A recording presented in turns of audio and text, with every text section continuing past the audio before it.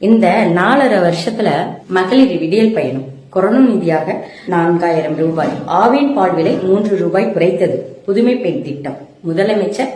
காலை உணவு திட்டம், கலைஞர் மகளிர் உரிமை தொகை, நான் முதல்வர் திட்டம்,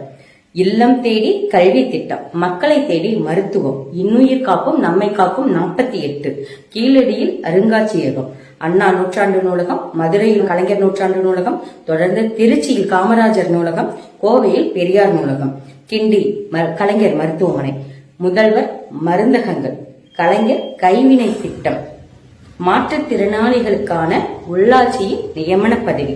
தோழி மகளிர் விடுதிகள், நமக்கு நாமே திட்டங்கள், கலைஞர் கனவு இல்ல திட்டம், தமிழ் புதல்வன் திட்டம், ரேஷன் பொருட்கள் வீட்டுக்கே வரும் தாயுமானவர் திட்டம், ஏறு தழுவுதல் அரங்கம், புதிய தொழிற்சாலைகள் அமைய நடவடிக்கை எடுத்தது,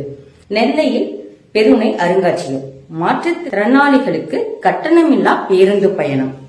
பெட்ரோல் டீசல் விலை உச்சத்தில் இருந்தபோது தமிழ்நாடு அரசின் விற்பனை வரியிலிருந்து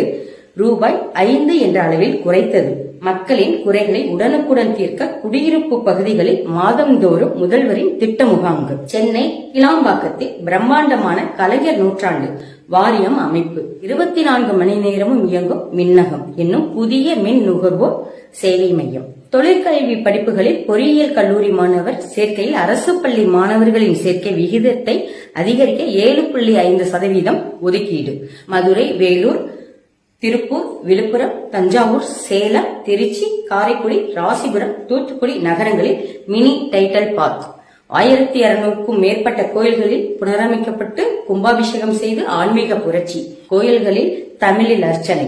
1,68,00,000 விசைத்தறி நெசவாளர்கள் பயனடையும் வகையில் கட்டணமில்லா மின்சாரம் 1000 யூனிட்டாக உயர்வு. திமுக என்ன செஞ்சுச்சு? திமுக என்ன செய்யல, நீங்க என்ன செஞ்சீங்க? ஒருத்தவங்க தூத்துக்கிட்டே இருக்கிறப்ப அவங்க வாழ்ந்துகிட்டே இருப்பாங்க, அந்த மாதிரி போயிட்டு இருக்கோம். களம் நமதாகட்டும், காலமும் நமதாகட்டும். நன்றி உடன்பிறப்புகளே.